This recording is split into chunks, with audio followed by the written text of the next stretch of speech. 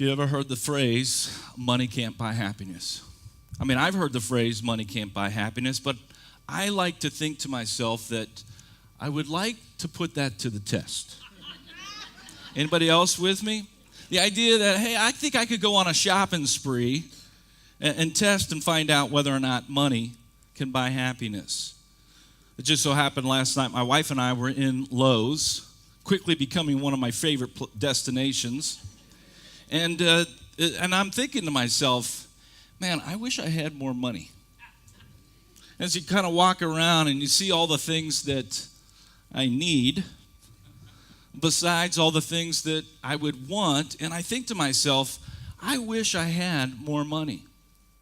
Now, of course, there are some noble things that I might want to do if I had more money. Of course, it would be cool to be completely paying off the house. That would be great.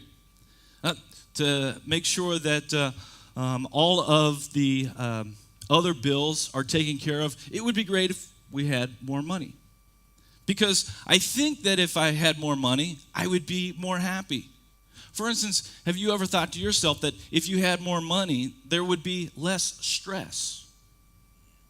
I've heard it said that there's no pressure like financial pressure. And the idea is that if we had more money, it would be great because we would have less arguments, which would make us more happy, right? This idea that if we didn't have to wrestle with exactly what do we not do because we want to do more. I mean, let's again be noble. If we had more money, we could go see the grandkids more often. That would make us happy. And we kind of think to ourselves that what we need is we need more money. So, money can't buy happiness? Well, it just so happened that there's a professor from the Harvard Business School. His name is Michael Norton. He conducted a survey, a study, where he interviewed over 600 Americans, and he was on this pursuit of finding out whether or not if money made a correlation with how happy an individual was. He asked them about their income levels. He talked to them about their spending habits, and he talked to them also about some quantifiers of how happy they were.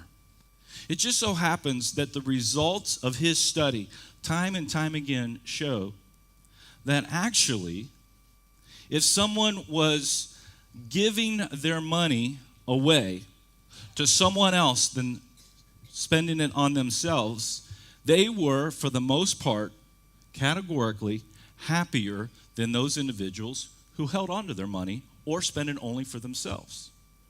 And so it turns out that money can buy happiness when you give it away.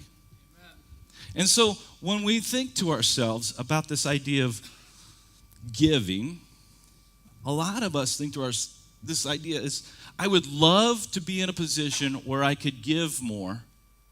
The tension lies in the fact that I don't have enough for myself. That this idea is that if I give to this, I won't have enough for that. And so day in and day out, whether we're consciously or subconsciously aware of it, we have this tension that feels as if we want to do more. The struggle is we don't have enough to do more. And we typically think that our money struggle is all about income. And we're pretty deep into the RedLetter Challenge here at First Christian. We're in week 5, and we're going to start looking at what Jesus has to say about giving. Now, the RedLetter Challenge is a study, and hopefully you have been spending your mornings or sometime during the day all throughout the past 4 weeks looking at the words of Jesus and trying to figure out how they apply to our lives. If you'll recall, way back in the beginning, Jesus had his crowds assembled at the Sermon on the Mount, and he basically says, hey, if you would just do the words of mine, you will be like the wise man. We all know the story. The rains came down, the streams rose, the wind blew and beat against that house, and it stood because it had a firm foundation. The idea is that if we'll do what we know, the evidence will show. And Jesus wants us to recognize that he is the vine, we are the branches. and apart from him, we can bear no fruit. And so Jesus was telling his disciples and you and I in the upper room, he said, guys, remain in me. And so what I want us to understand is that we become more like Jesus the more we are with Jesus. You know how that works out. If you're around a complainer, a negative person, what happens to you? You start to become negative. You start to complain. If you're around somebody who's extremely positive, they just draw you in and you become positive. If we're going to become like Jesus, we need to spend more time with Jesus. And as we do that, we find out that Jesus gives some pretty basic instructions. To some, it seems black and white, but to others, it's like, how do we make that work? One of those big key areas in the Red Letter Challenge for you and I has been in this concept of forgiving. That we all have relationships in our past, even in our present, and I'm confident some in our future, where we're going to have to learn to be forgiving. And how do we do that? And of course, Peter, the Apostle Peter, was having a conversation with Jesus and saying, hey, I know in our time, that was first century with the Jewish believers, they thought that being a really good forgiver meant you forgive somebody 3 times. And so he asked Jesus, because he was learning from Jesus, the idea is, so should we forgive somebody 7 times? And Jesus says, no, 77 times. And it's this idea that we don't keep score, we learn to let go, and we truly extend forgiveness to the person, and we do not concern ourselves with the offense itself. Of course, that is hard, and so what we want us to understand is that when we don't know what to do or say, we're going to let Jesus pave the way. And so we continue to work in our relationships with one another and see what it means to honor God in all that we do. And we see that Jesus tells us that for even the Son of Man did not come to be served, but to serve. And so if we're going to walk with Jesus and we're going to be reflective of his love, we're going to become servants. And so followers of Jesus view serving as an opportunity, not an obligation. Now, we get to this point of giving. We start talking about money, and we think to ourselves, I'm not so sure that I want to hear the church talk about money. Categorically, typically, people outside the church, even those inside the church, get a little bit uncomfortable when the church starts talking about money. But the reality is this: money is extremely important. What we do with our money is extremely important. So why doesn't it make sense that Jesus Christ would speak about money? Because I also believe in the adage that if you want different results, you've got to do something different. And is there anybody in the room who has a few money regrets in your life? You ever made a decision about money and you regret the decision you made? Anybody ever do something about a career path or a job or a decision about a home or a car or school or the groceries and ever think to yourselves, man, I regret that decision. If I could go back and do something again, here's the reality. All of us have made money mistakes. And I'm confident, at least in myself, I will probably make more. Not on purpose, but because I just don't always do the right thing. And so I want us to go to Jesus. I want us to go to God's Word and find out what He has to say about money. And so we're going to look at a story that Jesus shares with us, and it's actually a true-to-life story. Typically, throughout the Red Letter Challenge, we might look at some conversations of Jesus where he teaches about some principles, or he tells a story. Sometimes Jesus pulls a Max Lucado and he makes up a story, does a great job of making up this story, and talks to us about some principles. That's the wise and foolish builder. That's the Good Samaritan. But in this case, I want us to go to Mark. The book of Mark, it's the Gospel of Mark. We're going to go to Mark chapter 12. And in Mark chapter 12, we're going to see something, a real-life event that happens with Jesus. And it's in Mark chapter 12, verses 41 to 44. Here Jesus is sitting in the temple area. And as he sits in the temple area, he notices an event. Something that happens every day is that people come to place their offerings. Let's pick it up in verse 41. Here's what we find. Jesus sat down opposite the place where the offerings were put, and he watched the crowd putting their money into the temple treasury. Many rich people threw in large amounts, but a poor widow came and put in 2 very small copper coins, worth only a few cents. Calling his disciples to him, Jesus said, "Truly I tell you, this poor widow has put more into the treasury than all the others. They all gave out of their wealth, but she, out of her poverty, put in everything, all she had to live on." What I want us to see, if you're using your bulletin and writing in the fill in the blanks, is that there's really 2 approaches to giving. Jesus identifies them here in this real life event that takes place. And I think that many of us will also be able to identify where we might kind of subscribe to, which one of these 2 approaches. And that there's this idea that we all have 3 buckets that we use in the world of our finances. Maybe you taught your kids this. Maybe you were taught when you were a young person, but this is what we taught our kids, is that we kind of taught them that there's this idea that we have 3 buckets. We like to call it the bucket of live. We like to call it the bucket of save. And we like to call it the bucket of give. Now, what we typically taught our children is that we have been instructed by God that we should set aside some for God, that we should give an offering. The Old Testament teaches about the tithe. Some people in the church believe that in the New Testament we don't subscribe to the tithing theory. That wouldn't be exactly true. Jesus taught to the Pharisees that it's important to also practice love, mercy, and justice, but don't forget also the tithe. And so we typically will teach our children that they would give 10% of their income to their offering, that they should put some money, and most people agree, 10% would go into their savings, and then you basically have 80% of your income that you would live on. But that's all good and well when they're 5. And that works when they're 10. But when we become adults, life gets a whole lot more complicated. And the reason it gets so much more complicated is because we got a whole lot more money. We think to ourselves, what am I going to do with all my money? How do I manage all my money? Because I have all these things that I have to do to live.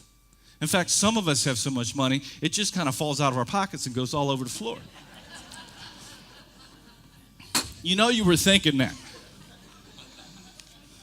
But here's what happens. We start thinking to ourselves as we look at the month ahead, or the month in the past, or the shopping trips that we want to take, or, quite honestly, the many shopping trips that we've already taken that we're still paying for. And so we kind of think to ourselves, how do I manage? You know, I've got this house payment or rent. I've got to make sure that I pay for my car. Oh, there's her car as well. And then I really want to make sure that my kids have a car. And then we want to make sure that we've got something for, groceries. Well, there's a cell phone bill these days that's just like taking up a bunch of it. And then there's these shoes that I want.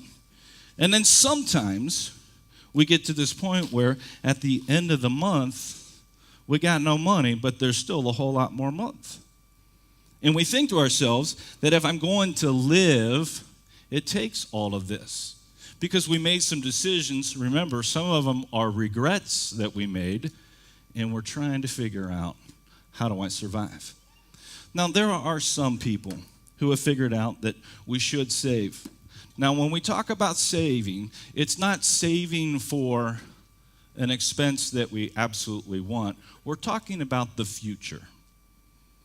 depending on who you're listening to, but the most recent statistics are that 78% of Americans are not prepared for retirement. One of the biggest regrets most people have concerning their retirement is that they did not start soon enough. And what typically happens is if we start to put a little bit into savings, that if we kind of think to ourselves, you know what, I'm going to put a little bit, and again, maybe 10%, that works pretty well until the weekend some friends come into town, or we're hanging out with our adult kids, or we all of a sudden landed someplace and we found something where we spent some money that we weren't planning to spend, and we end up taking our money out of our savings and continue to live on it. And there's nothing in there. Well, see, Jesus was talking with the disciples, and he showed that what happened was that those who most of the people were living is that they had this philosophy. What they did was they live, and then they save, and then they give. And you might want to ask yourselves, is that the approach that I have in my life? Am I concerned with live, save, then give? Because the reality is that for most people, live consumes so much that save and give kind of becomes the same thing, and neither one of them gets any attention. And what I see here is that when Jesus identifies the rich, he says they gave out of their wealth. And what he is saying is they gave as an afterthought. Their giving was an afterthought. Have you ever experienced giving as an afterthought? This typically happens in the month of December. You're walking out of the grocery store, and there is this constant noise. It's a ringing. You hear it. There's this ringing. There's this noise that's going on. And it's an individual there with the red bell and the kettle, and they're just greeting you. Now, typically, if you're like me, you walk out of the grocery store with everything in your cart. And number one, I try not to make eye contact with that individual, truth be told. Number two, I think to myself, well, I used my credit card or my debit card in there. I've got no cash in my pocket. In fact, you know that most of us no longer operate in a cash society.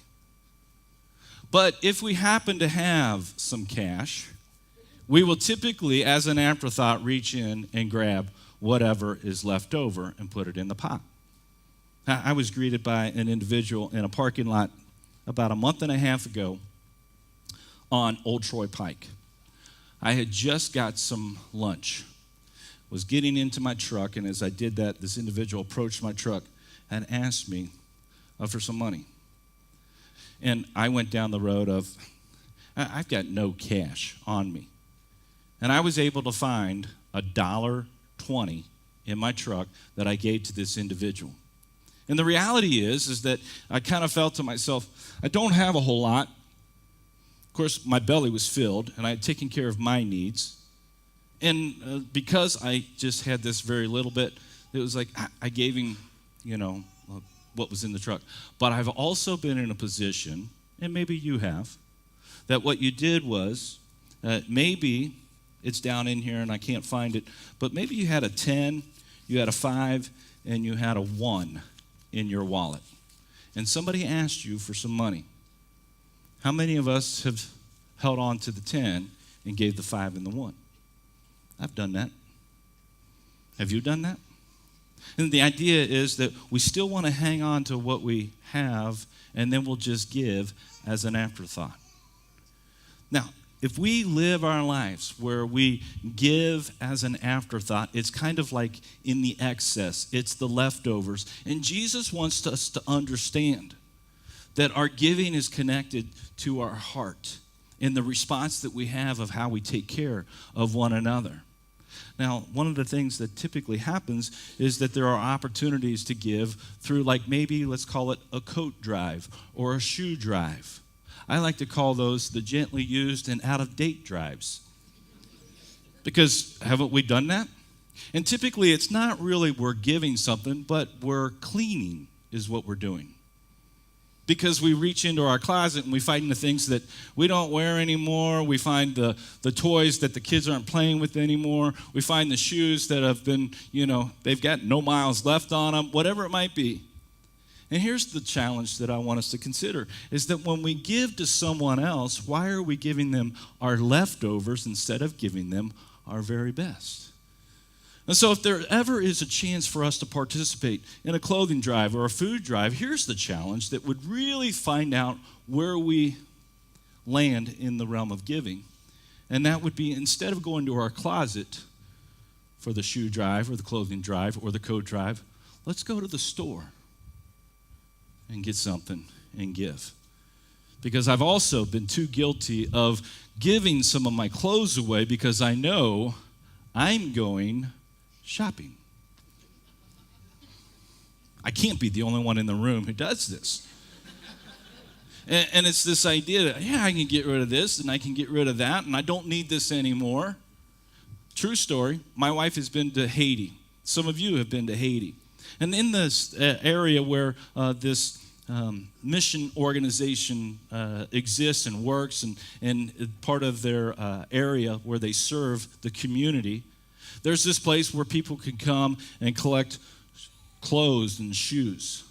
I kid you not, all of those clothes and all those shoes have been donated by Christian people, organizations, churches support this mission organization.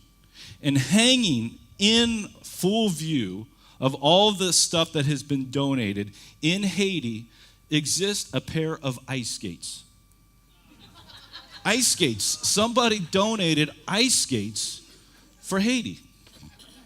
If you're not exactly sure on your location of Haiti, it is like the backside of the Dominican Republic. It is an island. They don't see snow there, much less ice. And people give kind of as an afterthought. It's out of our leftovers. And I believe that Jesus wants us to give more like this widow. So let's look at what she does. The Bible tells us that Jesus was watching her as she came and she approached, and she had very little.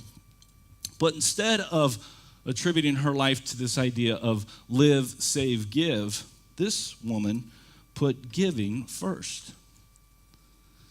Giving was before she did any living and before she did any saving. Now, that is why Jesus wants us to understand how important giving is and why the Bible continues to teach that we give to God our first fruits. Here's what happens when we give to God first, is that we take care of what's really important to us, and if we were to give to God, give to one another, whatever it might be, and then we let go of it, then we start to address the other two areas of our life where we save and where we live. We put the money in the give bucket first because the first step is always the most important. Any journey you go on, the first step is always the most important. And the reason for that is the first step sets the direction. If you're going to travel to some destination, you want to make sure you start out in the right direction. Too many times we head down, we make a right turn when we should have made a left turn, and we could be miles, if not tens or hundreds of miles, completely way off base. And the same thing happens in our finances. That if we would learn to give first, it's setting the direction of who's the most important. And so this woman, the widow, tells us that she gave with much thought. The wealthy, they give as an afterthought. This poor widow, she gives with much thought. And each one of us needs to consider, what is our giving like? How do we set the tone for what's important? Do we truly give to God first? Do we let go and allow God to take care of our needs?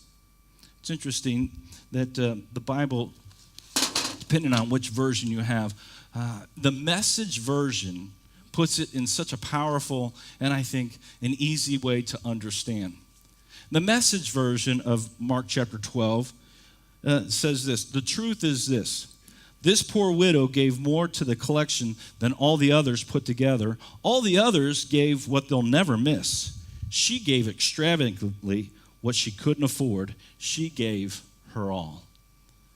The Bible tells us that she gave 2 mites, worth less than a fraction of a penny. It's the smallest of all coins. Literally, it's called a lepton, which means the thinnest one. And it so happens that Jesus identifies this woman as the example of generosity, and she gave something that has absolutely no monetary value. You see, the amount doesn't mean anything. She gives to God first because she places her trust in God. Too many times we concern ourselves with, I can't give enough, or I have a hard time of letting go. And God says the first step sets the direction. Here's what I believe, is that if we give to God first, we cultivate a generous spirit within us, and we recognize that we have boundaries. That if we learn to give and we discipline ourselves in giving to God first, we're setting some boundaries that say, I'm trusting in God and I'm going to live according to God's word. As opposed to when we live first and we put all of our resources in living first, it becomes a life with very little boundaries. Very little boundaries. And it sets the direction for chaos later. Certainly regrets continue to compound and compound. And so I want us to look at what Jesus wants us to see, is that this woman, she came and she let go of all that she had, trusting that God would provide. Do we do the same? Of course, that may mean that we need to adjust our standard of living. It may mean that we need to do some hard things. But when we place God first and when we trust in Jesus to lead and guide our lives, we will actually start to see the world much different. And we will be able to truly live the words, I've learned to be content in every and all situations, Paul writes. Paul tells us in 2 Corinthians chapter 9, this idea that he who sows sparingly reaps sparingly, but he who sows generously reaps generously. We all would love to have a little bit more money. And it would be even cooler if I didn't have to work for it. Now, I'm not advocating that you go out and you buy a lottery ticket.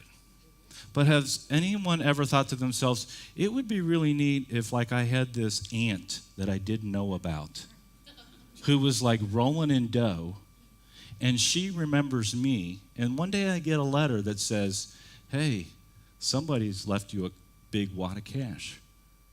You see, we're counting on other people who was disciplined enough to save and who had a heart to give. And that person blessed us. Would we not want to do the same, where we have a heart to give and we understand the value of saving so that we might bless others? Amen. You see, what happens is that God is less interested in how much you give, and he's more concerned about what we hold on to. Pray with me. You know, God, we want to be your people. We want to be people who honor you in our words. We want to honor you in our actions. And the tough one is, God, I want to honor you with my money. And so I pray, God, that I would have a heart that gives to you first, that trusts in you, that allows you to be God. And that I would recognize that all of my needs would be met if I come to you first. God, may we be a people who depends on you, who truly steps in faith towards you. And that in doing that, what we're saying is, God, we trust you. It's in your son's name we pray, amen. Now, for many of us, as we contemplate this idea of giving, It's really all about who's in control. A lot of times, we'll sit down and we'll look at the month's bills in front of us, and we've made some decisions, and we're in control of what we do with our money. This idea of giving is understanding who's in control. And when you start to walk with Jesus and you start to respond to God, what we willingly surrender to is that we are no longer in control, but we allow God to be in control. You may not be there yet, and I want to encourage you that if you need to consider what it means to walk with Jesus and let him be in control of your life, I would enjoy a conversation with you. I want to share the gospel with you and help you understand that Jesus wants to take your life and give you freedom, and that he can respond to your needs in a way that money never will. Amen. Why don't you stand up? We're going to worship together and recognize who God is in our life.